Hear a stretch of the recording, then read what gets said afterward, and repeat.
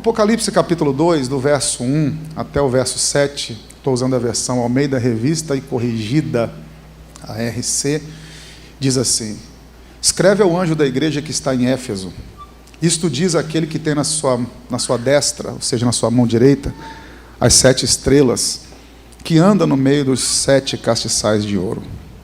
Eu sei as tuas obras, e o teu trabalho, e a tua paciência, e que não podes sofrer os maus, e pusestes à prova os que dizem ser apóstolos e o não são, e tu os achastes mentirosos.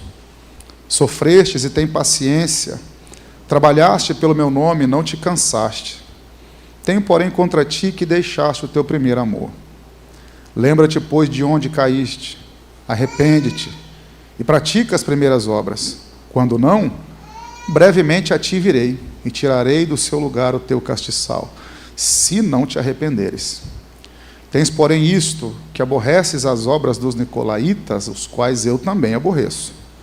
Quem tem ouvidos, ouça o que o Espírito diz às igrejas. Ao que vencer, dar-lhe-ei de comer da vida, dar-lhe-ei de comer da árvore da vida, dar-lhe-ei de comer da árvore da vida, que está no meio do paraíso de Deus. Se você puder, diga amém. Amém. A guisa de introdução, irmãos, preste atenção no verso 7. Quem tem ouvidos, ouça o que o Espírito diz às igrejas. Já aparece no plural.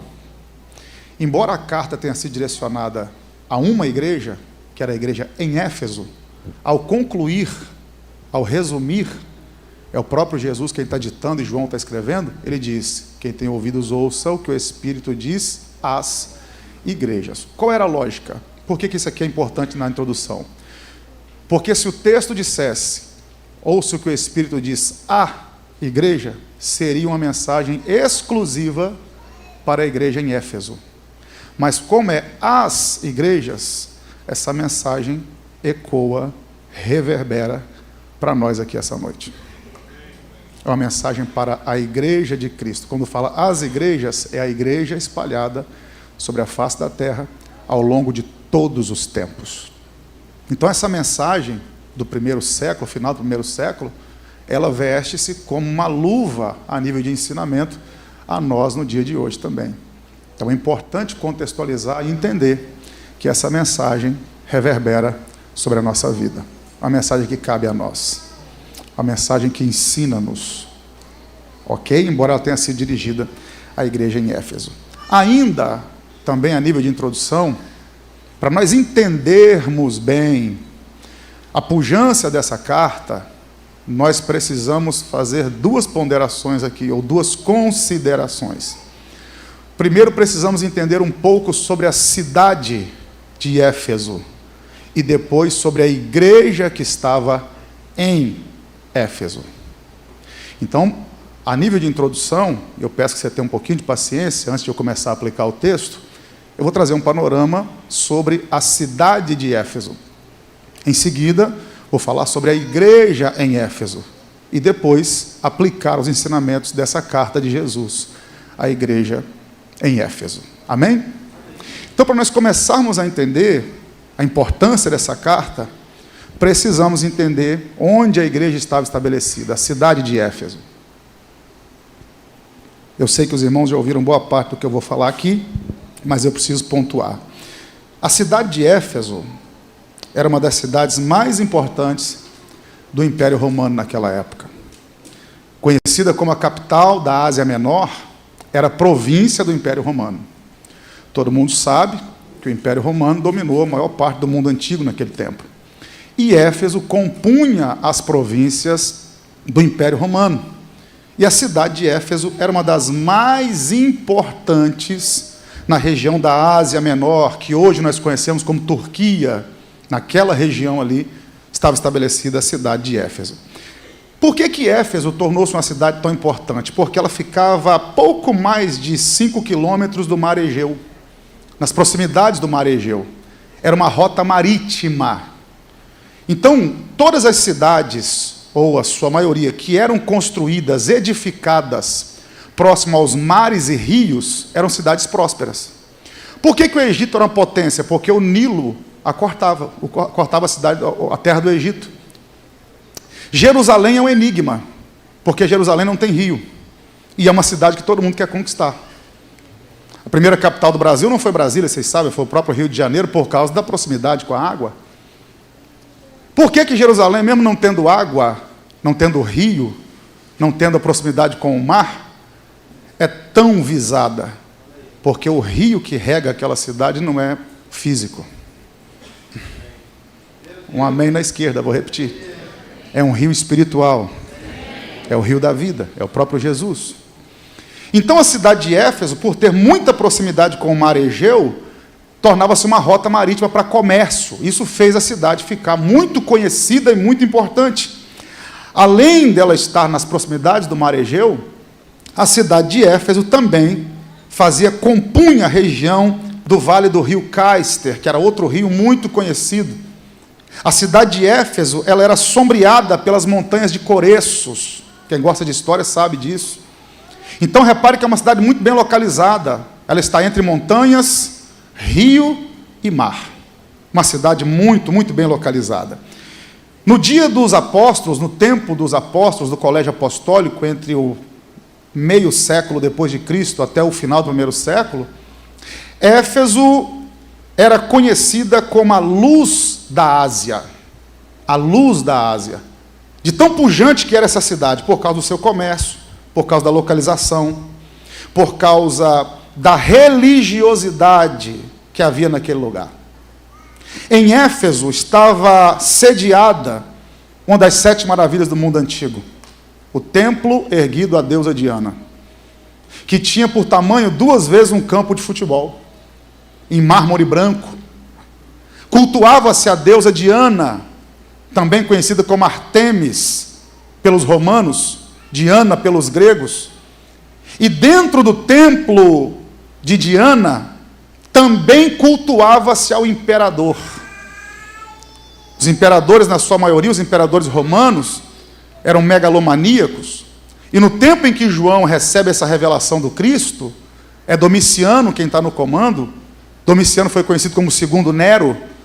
E esses homens julgavam-se ser deuses. Domiciano instituiu o culto a ele próprio. Então, além do culto a Diana, o culto ao imperador, acreditava-se que Éfeso foi uma cidade abençoada por Júpiter, porque um meteorito caiu lá. O comércio em Éfeso girava em torno do templo de Diana. Miniaturas do templo eram vendidas.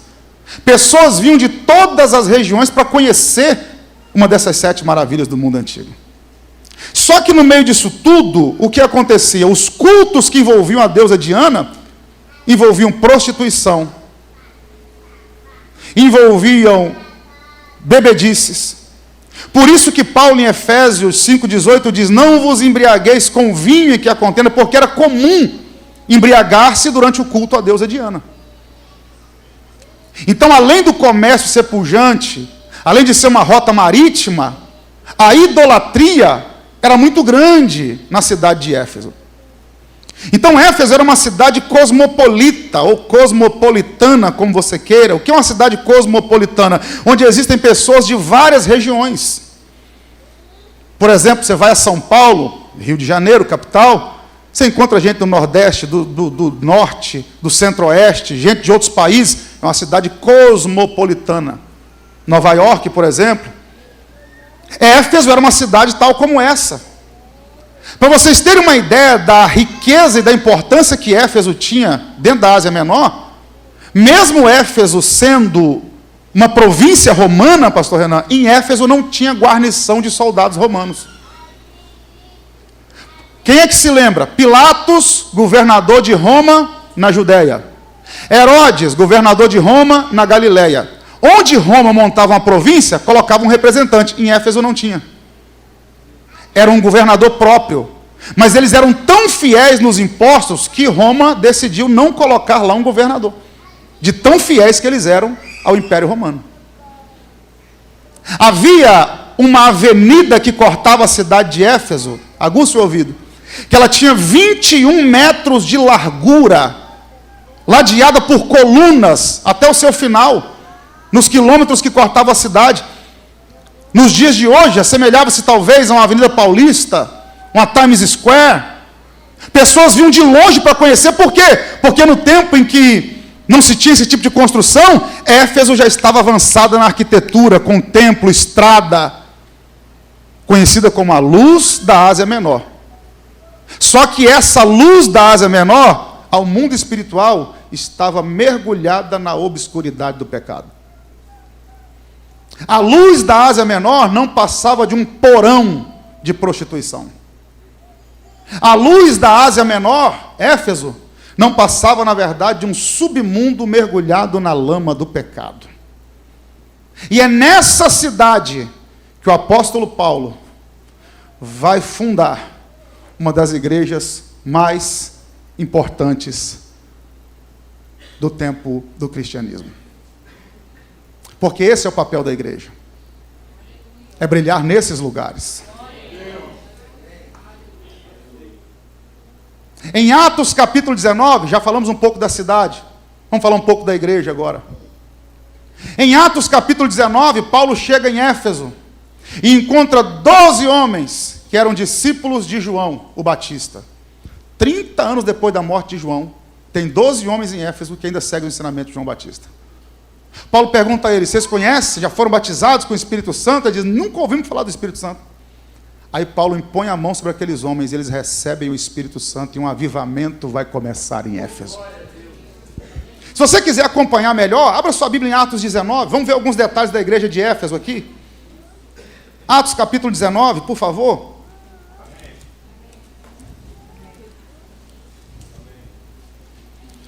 Algumas informações que de vez em quando a gente passa desapercebido no texto. Se você olhar 19, a partir do verso 1, Paulo encontra os discípulos de João. Se você olhar Atos, capítulo 19, a partir do verso de número 8, olha o que o texto diz. E entrando na sinagoga, falou ousadamente por espaço de 3 meses, disputando e persuadindo acerca do reino de Deus. Aí no verso 9, mais alguns deles endureceram, obstinaram. No final do verso 9, diz que Paulo passa a ensinar na escola de um homem chamado Tirano. Aqui nós temos o início da igreja. Olha que informação importante.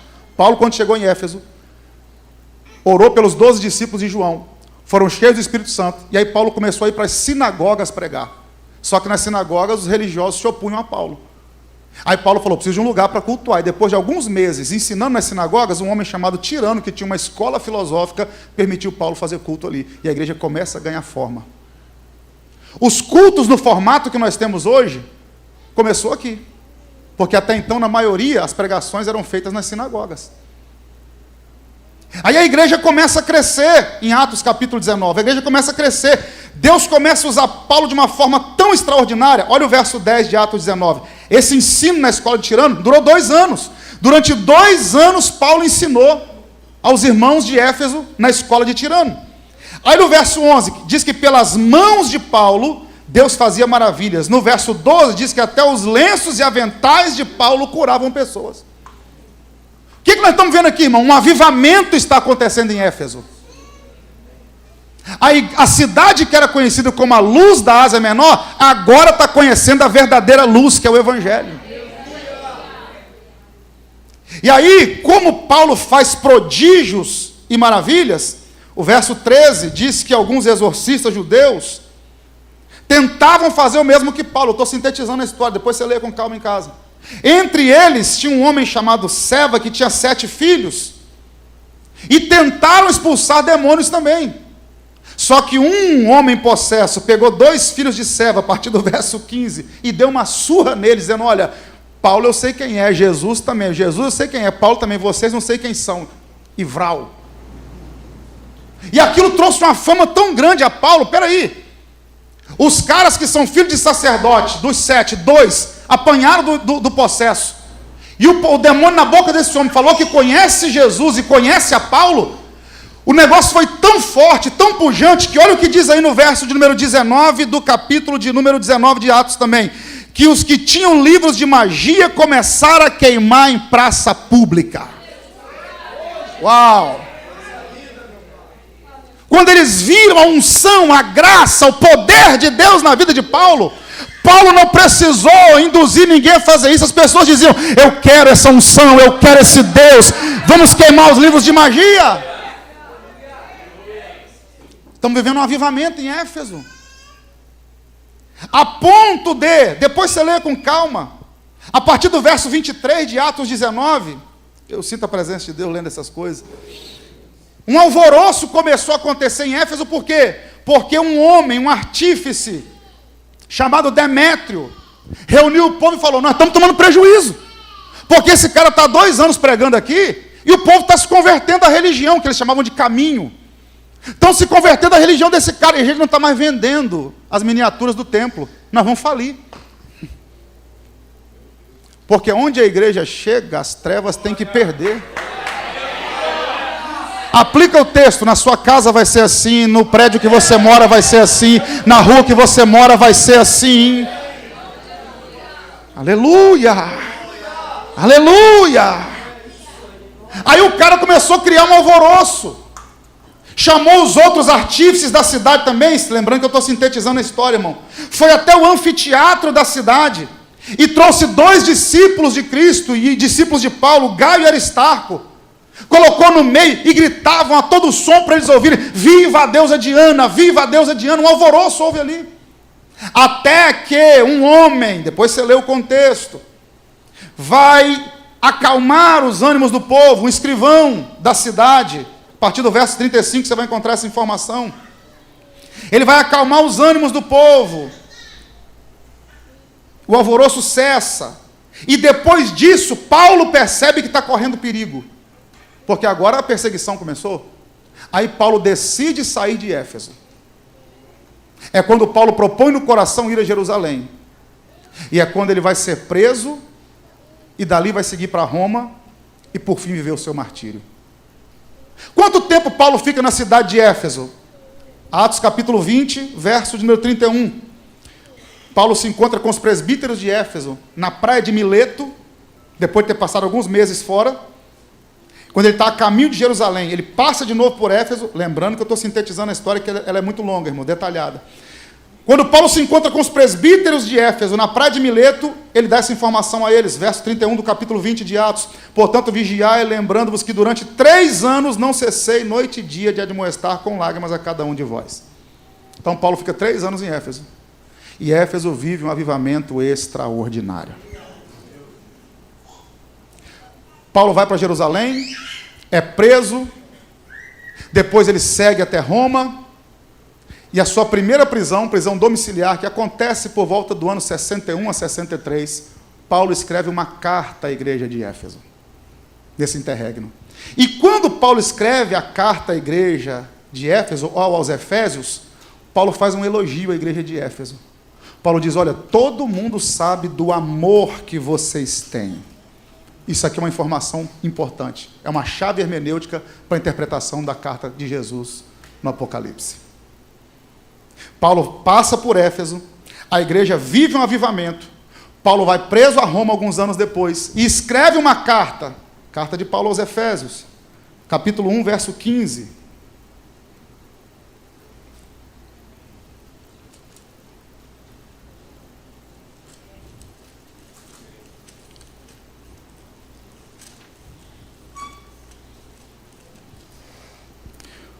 Olha o que diz o texto: pelo que ouvindo eu também, a fé que entre vós há no Senhor Jesus, e o vosso amor, me ajuda, o vosso amor para com todos os... Então olha isso aqui, irmãos, estamos trilhando um caminho. Éfeso vive um avivamento durante 3 anos, Paulo sai de lá. Quem assume o pastoreio em Éfeso? Timóteo. Aí Paulo escreve uma carta à igreja em Éfeso, aos Efésios, e logo na introdução ele fala: tenho ouvido falar da fé de vocês e do amor. Essa carta foi escrita por volta do ano 61 e 63 depois de Cristo. Logo depois veio o martírio de Paulo. Chegamos agora no final do 1º século, entre o ano 95 e 98. Domiciano assumiu o império e começou a perseguir os cristãos. Tem cristão morrendo no circo de Máximo, tem cristão sendo comido no Coliseu, Tem cristão sendo crucificado em praça pública. Tem cristão sendo queimado vivo como tocha. O último apóstolo vivo, João, Domiciano manda prendê-lo e leva até a ilha de Patmos. Patmos no grego significa mortal. Patmos era uma colônia penal. Prendia-se criminosos ali nas cavernas, na ilha de Patmos, que também ficava nas proximidades do mar Egeu. E Domiciano coloca o apóstolo João lá, que tem quase 100 anos de idade, a fim de travar o crescimento do evangelho. Mas quando João está na ilha de Patmos, é quando ele tem a visão do Cristo glorificado, no capítulo 1 do Apocalipse. E ele vê Jesus com os olhos como chama de fogo, pés como latão reluzente, cabelos brancos como a lã, da sua boca sai uma espada aguda, sua voz é como trovão. Eu estou sintetizando o capítulo 1. Nota de rodapé. João foi o único apóstolo que viu Cristo nas 3 fases. Ele viu o Verbo encarnado, o Cristo ressurreto e o Cristo glorificado. Ele viu o Verbo feito carne, caminhou com ele e foi o mais próximo de Jesus a ponto de deitar a cabeça no peito de Jesus. Quando Jesus ressuscita, ele aparece no espaço de 40 dias para mais de 500 pessoas. Não é o Cristo glorificado, é o Cristo ressurreto, que no caminho de Emaús faz com que ninguém o conheça, mas quando parte o pão diz, agora pode conhecer. É aquele que aparece com as portas fechadas. É aquele que aparece ao mar de Tiberíades e ninguém reconhece, só reconhece quando ele quer ser reconhecido. Ainda não é o glorificado. Mas João, na ilha de Patmos, com quase 100 anos de idade, vê o Cristo glorificado. A plenitude não viu o Cristo encarnado. A plenitude não viu o Cristo ressurreto. Mas um dia nós veremos o Cristo glorificado. Aleluia! E o que é interessante, pastor Renan, meu nobre amigo, é que João foi um dos discípulos, ou o discípulo mais próximo de Jesus. Mas quando ele vê o Cristo glorificado, ele cai como morto aos pés do Cristo glorificado. Olha isso aqui. Verso 17 de Apocalipse 1. E eu, quando o vi, caí a seus pés como morto. E ele pôs sobre mim a sua destra, dizendo, não temas. Eu sou o primeiro e o último. Uau! Deixa eu abrir um parênteses aqui. Ele viu o Verbo encarnado, viu o Verbo ressurreto, e agora está vendo o Verbo glorificado. Se tem alguém que tinha intimidade com o Verbo encarnado, era João, deitava no peito dele, mas quando o viu glorificado, caiu como morto.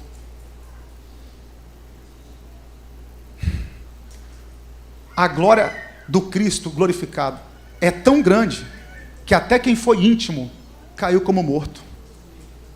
Porque é impossível alguém ter a revelação da glória de Deus e continuar do mesmo jeito. Um dia desse eu gravei um reel, se alguém me acompanha aqui via rede social, sabe o que eu vou dizer. Lá em João, no capítulo 19, só tem um discípulo ao pé da cruz, João. As Marias estão lá e João está lá, a ponto de Jesus dizer assim, ó, mulher, eis é o seu filho, eis a sua mãe. Era João quem estava lá. João, lá em João 19, no seu evangelho, ele vê o Cristo com a coroa de espinhos, sangrando, com as mãos furadas, açoitado. É o Cristo sofredor. É aquele que Isaías disse que não tinha parecer nem formosura. Se João fosse basear a fé dele, o cristianismo dele, pelo Cristo da cruz, ele teria desistido. Mas meio século depois, aquele que estava com a coroa de espinhos, agora tem uma coroa de glória. Aquele que estava com as mãos traspassadas, agora rege o universo. Por quê? Porque o fim das coisas é melhor do que o princípio delas. Deixa eu fazer uma aplicação aqui. Não fulcre a sua fé no que você está vendo agora. A visão que você está vendo agora pode ser difícil, complicada, limitada, mas a revelação que Deus tem para você lá na frente é maior do que essa. Eu vou liberar a palavra. A revelação em Patmos é maior do que a revelação do Calvário. Se prepare, porque a glória da última casa é maior do que a da primeira. Talvez tem gente aqui que está vendo a situação mais difícil do que nunca. E Deus está dizendo, não fulcre a sua fé no que você está vendo agora. Deus tem algo muito maior e melhor para revelar para você lá na frente. O que você não pode fazer é desistir. Permanecer fiel. E aí Jesus aparece glorificado a João na ilha de Patmos, e Jesus diz assim: agora, João, faz o seguinte, põe tinta na caneta aí, que eu quero que você escreva uma carta, ou 7 cartas, uma a cada igreja da Ásia. Só tinha 7 igrejas na Ásia? Claro que não. Haviam outras, Hierápolis, por exemplo, mas Jesus separou essas 7, que representavam coisas importantes para nós. E diz: João, põe tinta na caneta aí. E a primeira igreja que você vai escrever a ela vai ser a igreja de Éfeso. Olha que coisa linda. Aí Jesus diz assim: ao anjo da igreja que está em Éfeso, escreve, João. Me ajuda, por favor, ao anjo da igreja que está em...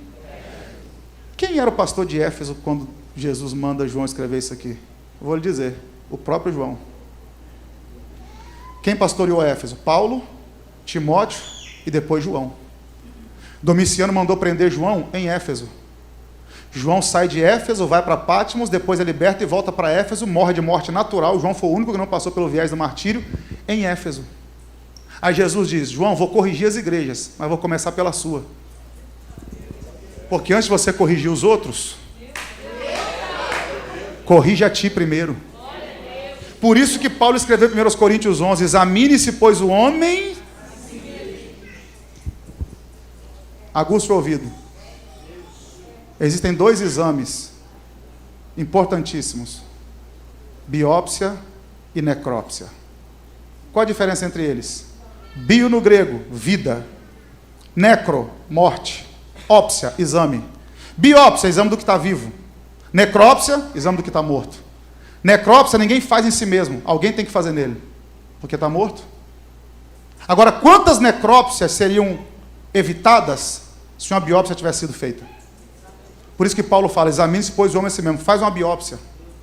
Porque se você não fizer um autoexame de você, se você não fizer uma biópsia das suas atitudes, alguém vai fazer uma necrópsia do seu caráter.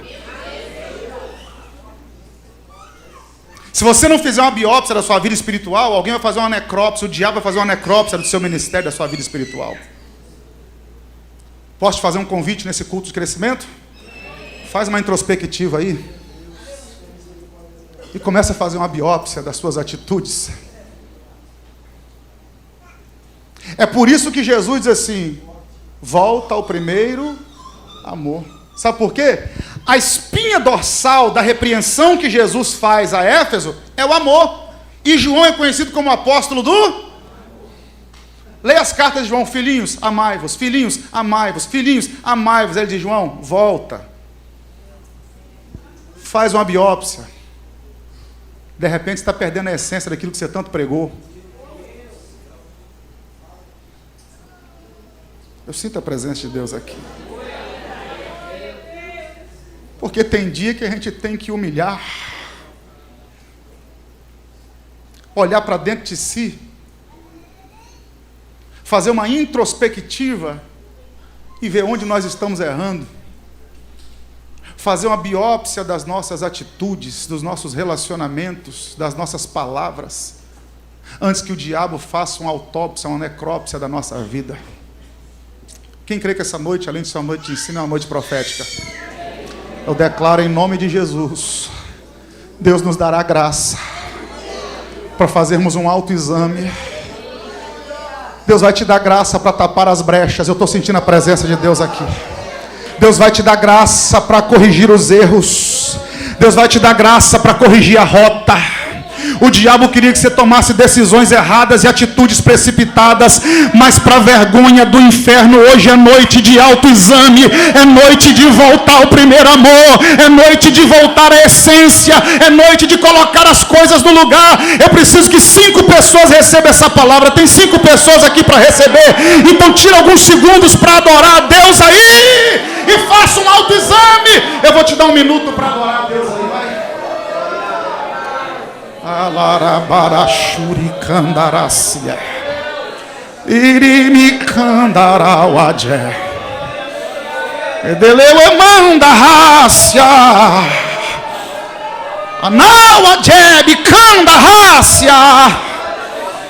Se o diabo pensou que você ia morrer espiritualmente, vai te ver com a chama queimando de novo. É tempo de voltar ao primeiro amor. Aleluia.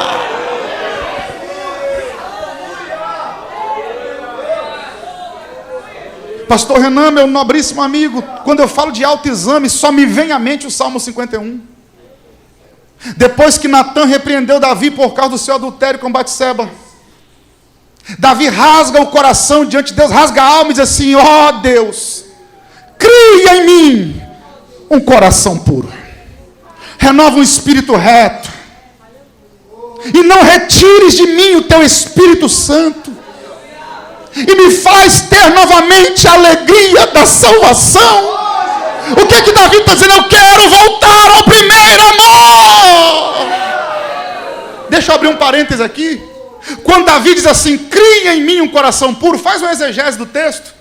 A palavra cria no hebraico ali é bara, ou bará, como você queira. É a mesma palavra, é o mesmo verbo que aparece em Gênesis 1:1. No princípio criou Deus. Davi usa o mesmo verbo e diz: Senhor, cria em mim um coração puro. Tem dois verbos para criação no hebraico: bara e yantsar. Yantsar é formar a partir de alguma coisa, bara é criar do nada. E yantsar é o mesmo verbo usado para o oleiro que pega o barro e faz o vaso. O vaso não foi criado do nada, foi criado do barro. Mas Davi está dizendo: Deus, não é um yantsar no meu coração, é um bara. Pega esse que está corrompido, pega esse que está no pecado, arranca e coloca um novo no lugar. Cria em mim, ó Deus, um coração puro.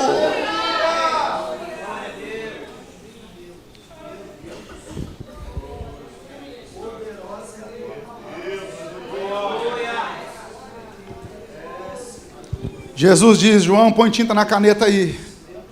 Vamos começar pela sua, João. Não vou pedir para você incomodar quem está do seu lado, não. Vou pedir para você incomodar você mesmo. Diga para você mesmo, diga assim: vai começar por mim. Verso 1 do Apocalipse 2. Escreve ao anjo da igreja que está em Éfeso. Isto diz aquele que tem na sua destra as 7 estrelas e que anda no meio dos 7 castiçais de ouro. Uau. Primeira coisa que a gente aprende aqui: o destinatário, o anjo da igreja que está em Éfeso. A maioria dos estudiosos vão concordar que o anjo aqui é o pastor da igreja. Anjo no grego, angelos, significa literalmente mensageiro. É o mensageiro de Deus ali. E olha o que ele diz: isto diz aquele que tem na sua destra as 7 estrelas. Então quem é o destinatário? Além da igreja de Éfeso, o próprio João. Quem é o remetente? Aquele. Olha o que ele diz: isto é aquele. Quem é este aquele? O Cristo. É Ele mesmo. Quem é que está falando contigo hoje? Aquele que acalma o vento e o mar. Quem é que está te exortando? É aquele que restaura. É aquele que é o eu sou. É aquele que operando ninguém impede. É aquele que é o pastor da igreja. É aquele que é o provedor da igreja. É Ele.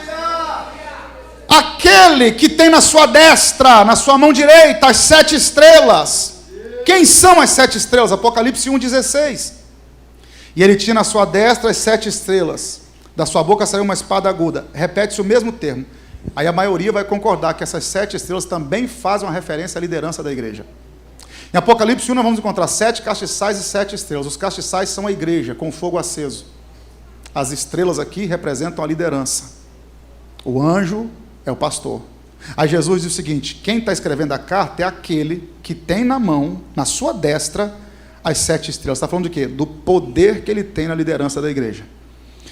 Tem gente lá me representando, mas a mão que está sobre eles é a minha. É o que ele está dizendo. Eu tenho na mão as 7 estrelas. Eu tenho na mão o comando. Aqui nós temos um presidente, mas ele está na mão direita daquele que é o dono da igreja. E aí, uma coisa que é interessante, eu tenho aqui na mão as 7 estrelas. Ele fala do poder dele. Só que o texto segue e diz assim: que anda no meio dos 7 castiçais de ouro. Os 7 castiçais representam as 7 igrejas. A chama acesa, a vida da igreja, a presença do Espírito. E ele começa a revelação dizendo: eu ando no meio dos 7 castiçais. Esse andar aqui, se você for pesquisar o verbo, está apontando para passar em revista, como um comandante passa no batalhão.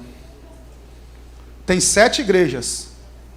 Se a gente for falar das 7, tem que fazer uma série. Uma delas tem nome de que vive, mas está morta. A outra é morna. Todas elas têm defeito. Mas ele está andando no meio. Fazendo revista. Vez em quando eu vou fazer apelo, eu nem gosto muito desse termo, fazer apelo, gosto mais de fazer convite para as pessoas aceitarem Jesus, para se converterem. Eu costumo dizer isso, eu digo assim, você vem à igreja porque o ambiente aqui é bom. Mas sabe por que o ambiente é bom? Porque Jesus está aqui. Se tirar ele, só ficam os nossos defeitos. Imagina uma igreja sem Jesus. Ia ficar a minha chatice, a sua chatice, os meus pecados, os seus pecados. Tem gente que é ranzinza. Tem gente que é mala sem alça. Igreja é caverna de Adulão. Tem de tudo. Mas por que o ambiente fica bom? Porque ele anda no meio dos 7 castiçais. E a presença dele suplanta os nossos defeitos. Você só está aqui por causa dele. Você só vem na terça, quinta e domingo é por causa dele. Se fosse por minha causa, você não aguentava. Se fosse por causa do pastor Renan, você não aguentava. Se fosse por causa do pastor Valber, você não aguentava. Por que a gente vem? Porque ele anda no meio dos 7 castiçais. É a presença dele, é a glória dele, é ele quem veio cultuar ele. Tira alguns segundos para adorar, é ele quem anda no meio dos 7 castiçais. Ele não está estático, ele não está parado, ele está em movimento. Enquanto ele passa em revista, ele ajuda, ele levanta, ele ergue, ele cura, ele renova, ele acende, ele faz, ele desfaz. É ele, é a presença dele. Você pode sentir a presença dele andando hoje no meio da igreja? João, eu tenho as 7 estrelas, e sou eu quem ando no meio dos 7 castiçais de ouro. E aí a revelação continua e ele diz o seguinte, tem mais, eu sei as tuas obras. Isso aqui é lindo. Eu sei as tuas obras. Essas obras aqui representam o quê? A condição espiritual da igreja, não só o serviço da igreja. Se você estiver tomando nota, toma nota disso aqui. Obras aqui não representam só o serviço da igreja, a gente vai ver mais à frente, mas a condição espiritual da igreja. Ok? Isso aqui fala do caráter geral da igreja. Por exemplo, a que esse termo obras aqui se assemelha no Antigo Testamento? Da mesma forma como parecia assim, temor do Senhor no Antigo Testamento, é obras para a igreja. Fala da vida da igreja. Por que a gente descobre isso? Porque no mesmo versículo diz o seguinte, eu sei as tuas obras e o teu trabalho. Obra não é o mesmo que trabalho? Não são sinônimos? Mas por que ele distingue aqui? Obra, eu sei as tuas obras, e sei o seu trabalho. Porque tem gente que trabalha, mas não está com o coração na obra. Vou repetir porque tem um gostinho de bezetacil. Ele diz, eu sei a sua obra, a sua intenção, o seu caráter e o seu trabalho. Eu sei o que você está fazendo, mas também sei o porquê você está fazendo. Eu sei que você está trabalhando. Aí é o serviço geral. A palavra trabalho aqui no verso 2, no grego é kopos. Indica labor, labuta, exaurir-se, trabalhar arduamente, lutar. O que essa palavra aponta aqui? Para os trabalhos prodigiosos da igreja. O trabalho árduo da igreja. Então ele está dizendo, eu sei que vocês trabalham arduamente, mas eu sei o porquê vocês estão fazendo isso. Conheça a obra e conheça o trabalho. Ele segue e diz, e a tua paciência. O que essa paciência representa aqui? Essa paciência aqui representa resistência. Se você quiser tomar nota disso, tome também. Paciência aqui não é só saber esperar, é saber resistir. Conheça a sua obra, conheça o seu trabalho e a sua paciência. Eu sei o quanto você resiste. Meu Deus, aleluia! E tem gente aqui que está exaurida de tanto trabalhar com amor, com afinco. E Deus está dizendo, eu conheço a sua paciência. Vou melhorar a aplicação. Eu sei o que você tem aguentado para fazer a minha vontade. Eu sei o que você tem suportado para fazer a minha vontade. Eu conheço a tua paciência, eu conheço a tua resistência diante da oposição. Daqueles que, e eu sei também, olha o que diz o verso 2, que você pôs à prova aqueles que se dizem ser apóstolos e não são, e você os achaste mentirosos. Você resistiu aos falsos ensinamentos que tentaram implantar na igreja. Você colocou à prova. Quem são esses falsos apóstolos aqui? Itinerantes, infelizmente, que passavam pelas igrejas primitivas, dizendo o seguinte: olha, nós também somos apóstolos. E começavam a trazer para dentro da igreja doutrinas contrárias às que os verdadeiros apóstolos pregavam. Mas a igreja de Éfeso foi pastoreada por Paulo, por Timóteo e por João. Quando chegava um falso apóstolo, opa, isso aí a gente não come não. Pode falar o que quiser, mas a gente vai resistir a esse ensinamento. Uau! Deixa eu te dar uma dica. A melhor maneira de ouvir a palavra é com a Bíblia aberta. Estou falando de uma figura de linguagem. Ou seja, você ouve o que estão falando e conferindo o que está escrito. Irmão, são 21 anos de estrada. 21 anos de estrada. Quando eu chego numa igreja, que eu vejo a quantidade de Bíblias, eu já sei o nível do povo. A quantidade de Bíblia aberta, eu sei até onde eu posso ir.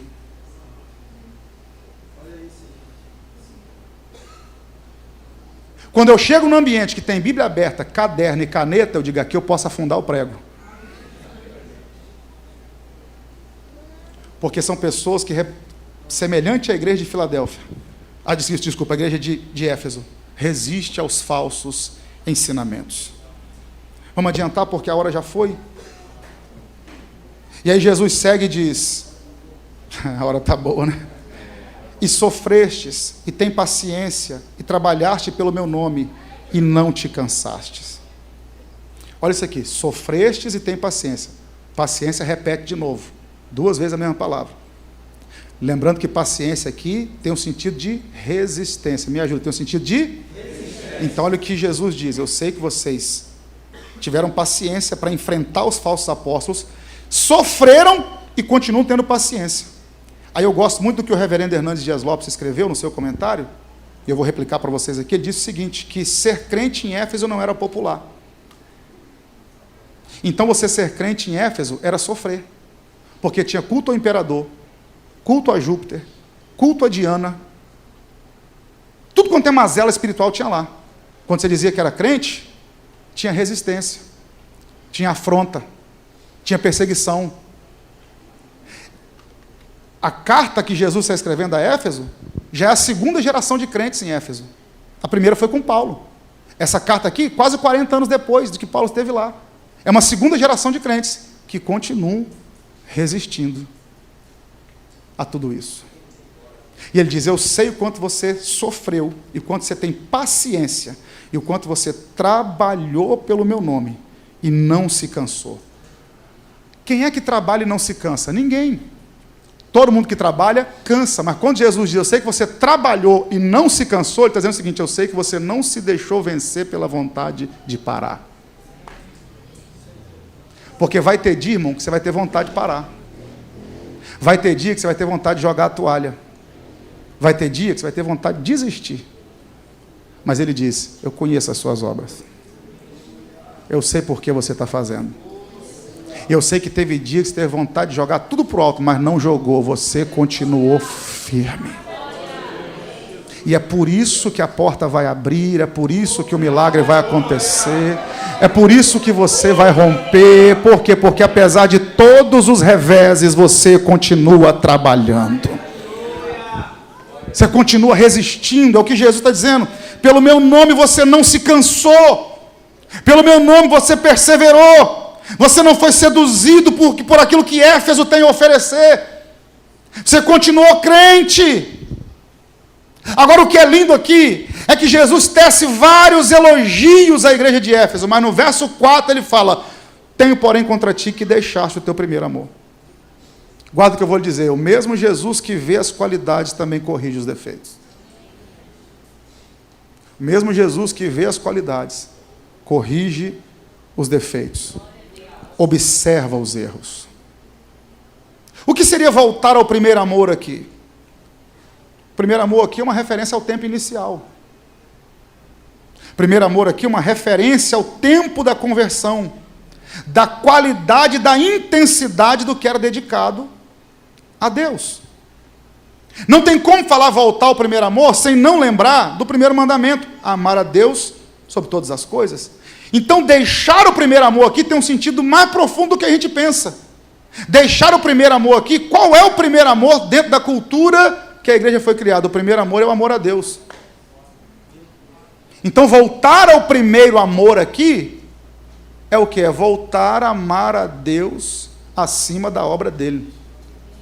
Porque tem dia que a gente se envolve tanto com a obra de Deus que esquece de se envolver com o Deus da obra. Como é que a gente descobre isso? O contexto. Eu sei as suas obras, eu sei o seu trabalho, eu sei a sua paciência, eu sei que você está trabalhando por amor ao meu nome, está resistindo, mas volta ao primeiro amor, faça tudo isso, mas me amando. Não faça no automático, não faça por obrigação, faça por prazer.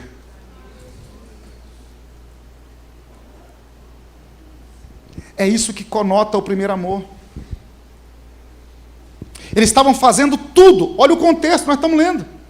Eles estavam fazendo tudo, resistindo às falsas doutrinas, trabalhando, obra, sofrimento, paciência, eles tinham tudo. Mas o que isso aqui indica? Que eles estavam fazendo tudo isso, porém sem amor, envolvidos com a obra de Deus, mas sem se envolver com o Deus da obra. Eu estava conversando com um amigo há poucos dias atrás, e ele disse isso, falou: Renan, eu estou no automático. Vou replicar para vocês a frase que ele me disse. Ele falou: tem dias que eu não vou porque eu tenho que pregar. Eu prego porque tive que ir. Vou repetir. Eu não vou porque eu tenho uma mensagem para pregar. Eu preguei porque tive que ir. A passagem já estava comprada, eu tive que ir. E esse é um erro que nós podemos incorrer nele em qualquer área da vida. Fazer por fazer. Aí vem Jesus e diz: coloca a tinta na caneta aí, João. Eu sei tudo o que você está fazendo, mas volta ao primeiro amor.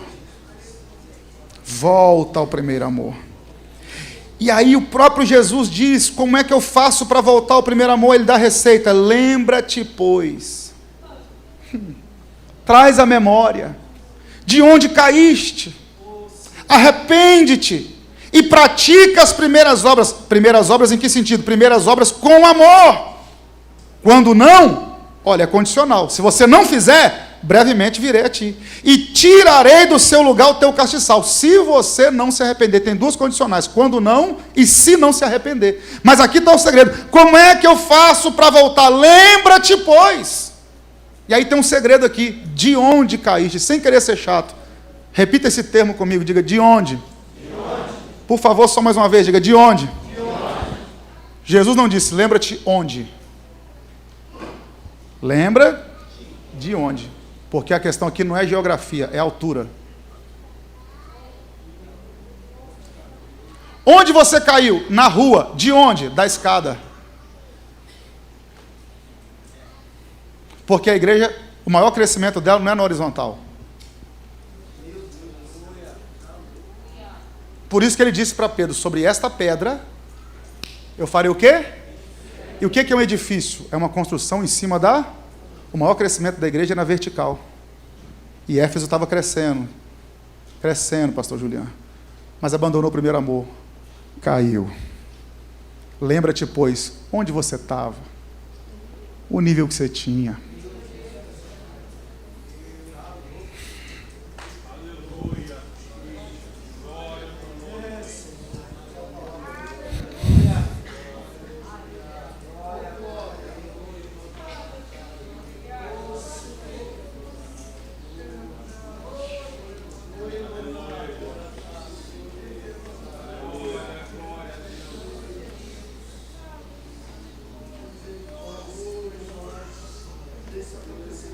Às vezes alguém nos vê crescendo na horizontal, adquirindo coisas, ampliando, e Deus olhando do céu: eu quero que você cresça e não que se alargue.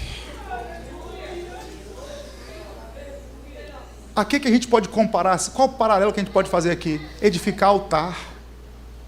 Como é que se edifica um altar? Ninguém começa altar por cima. Altar a gente começa por baixo, pedra por pedra. E quem sabe Deus nos trouxe aqui essa terça-feira para dizer: começa por baixo de novo. Lembra-te, pois, de onde cai. Lembra a altura que você estava, mas eu tenho um conselho para te dar. Arrepende-te. Volta a construir de novo, que você vai chegar num nível maior do que você estava.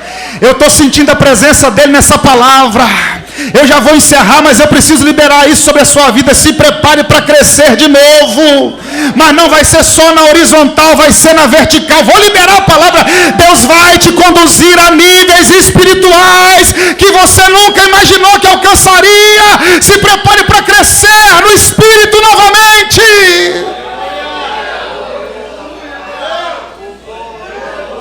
Você pode tirar 30 segundos para adorar a Deus aí.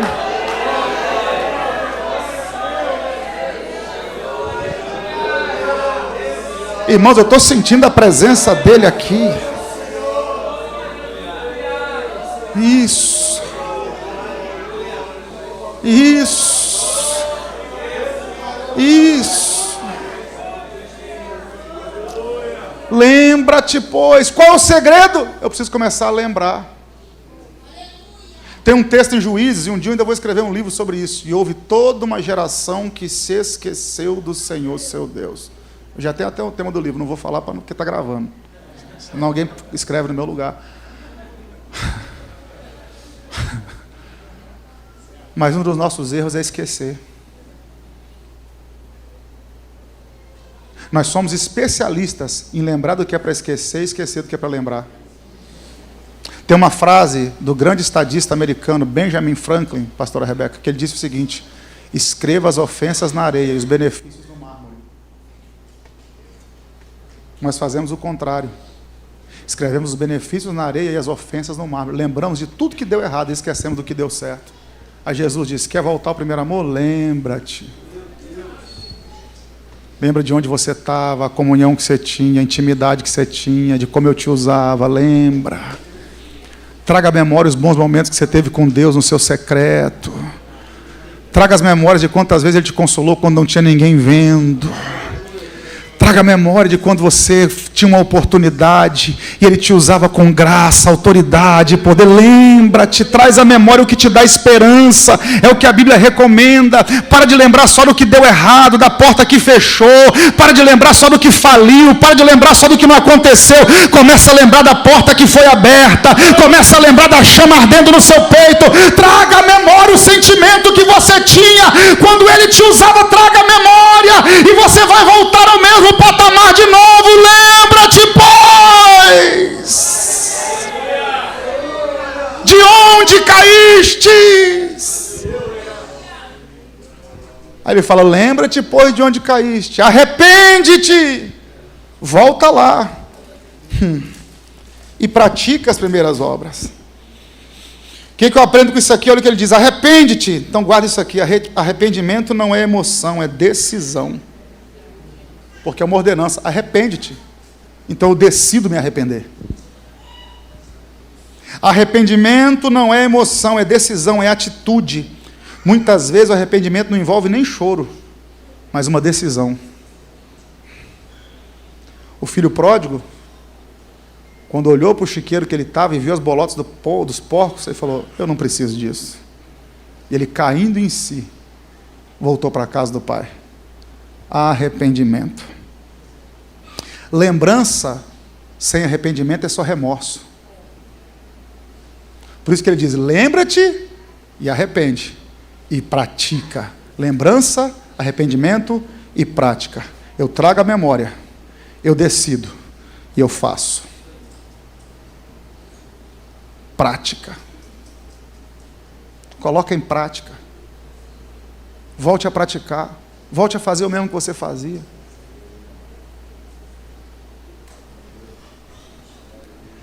Volte a fazer. Irmãos, eu estava ouvindo hoje uma outra mensagem do reverendo Hernandes Dias Lopes, um amigo que Deus me deu. E ele falou algo tão interessante. Ele falou assim: olha como nós somos. Os ensinamentos que nós damos na salinha das crianças é o mesmo ensinamento que se dá nas grandes faculdades teológicas, só muda a linguagem. Qualquer PhD em teologia, qualquer bacharel, mestre, sabe essa premissa. Na salinha a gente ensina o quê? Bíblia e oração. E no final resume isso tudo aqui. Bíblia e oração. Onde eu quero chegar? Você já sabe o básico. É só fazer.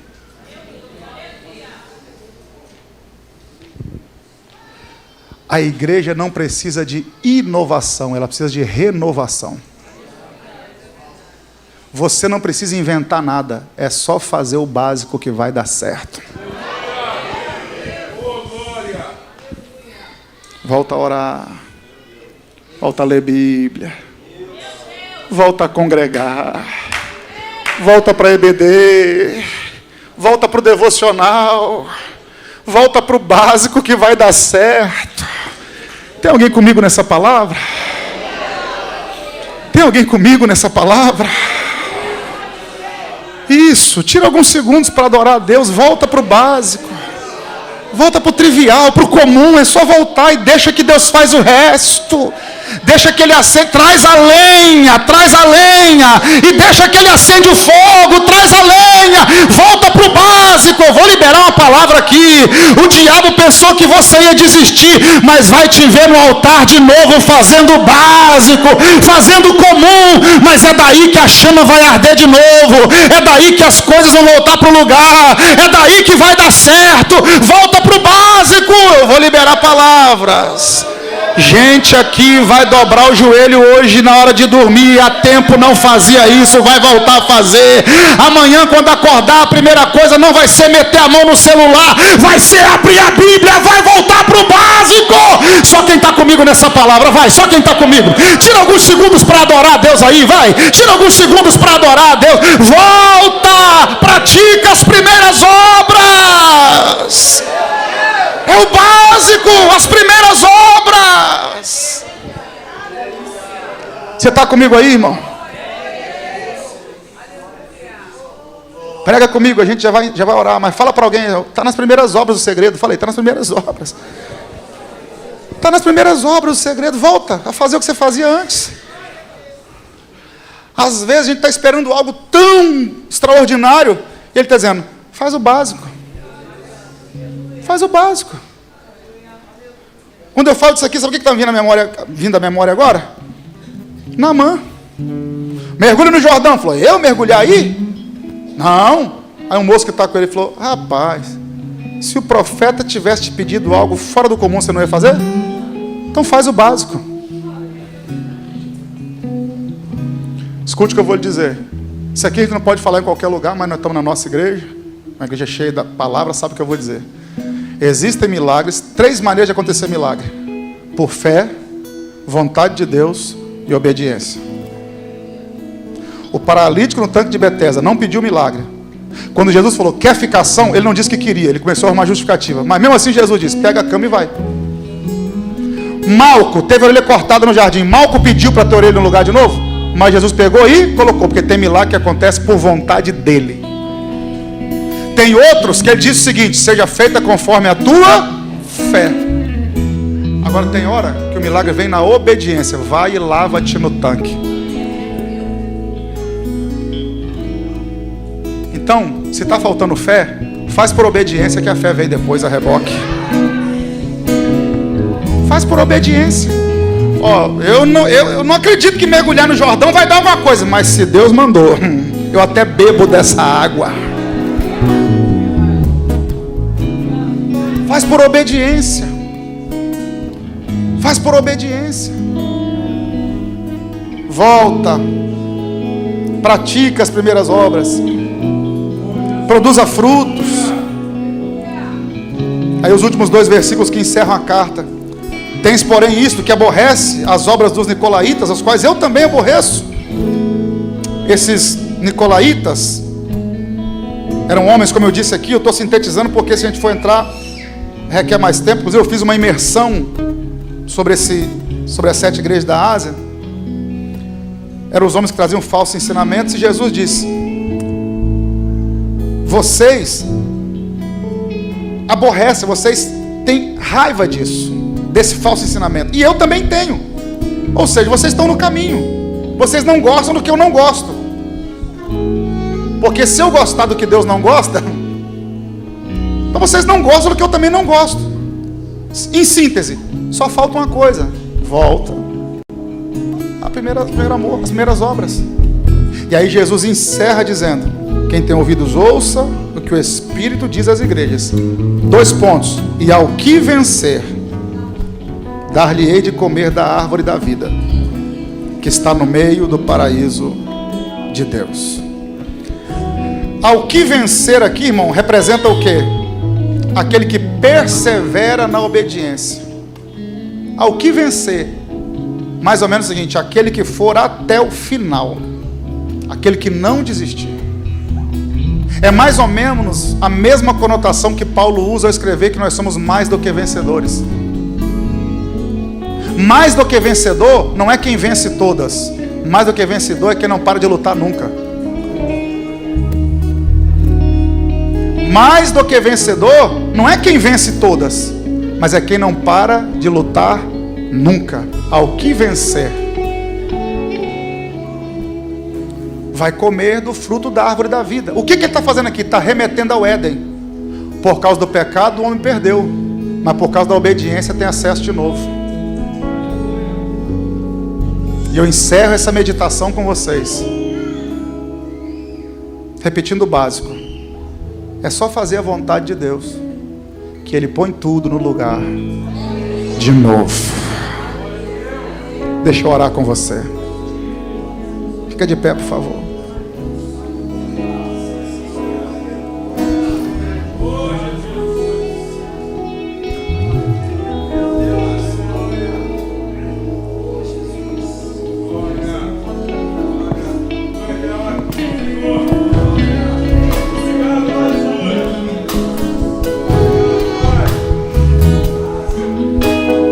Vamos orar? O meu convite para você nessa oração foi o que eu já falei. Faz uma biópsia aí agora, um autoexame. Ninguém precisa saber, é só você e Deus. Mas você sabe as áreas que você precisa voltar a praticar. Você sabe o que você precisa fazer, é o básico. Deus vai te dar graça para você fazer isso. Senhor, nós oramos em nome de Jesus. Obrigado, Senhor, pela exposição da Tua palavra. Obrigado pela avidez da Tua igreja em ouvi-la. Senhor, obrigado por falar conosco essa noite. Senhor, quantas vezes nós abandonamos o básico, abandonamos o primeiro amor, nos envolvemos tanto com a obra e nos esquecemos do Deus da obra. Entramos no automático, começamos a fazer de forma mecânica, orar por orar, levantar a mão por levantar a mão, glorificar porque o pregador pede. Senhor, nos tira do automático, nos faz sentir novamente o primeiro amor, a sede da Tua presença, a fome da Tua palavra, o anseio do Teu Espírito. Deus, eu concordo com essa palavra sobre a Tua igreja, e eu declaro, nós iremos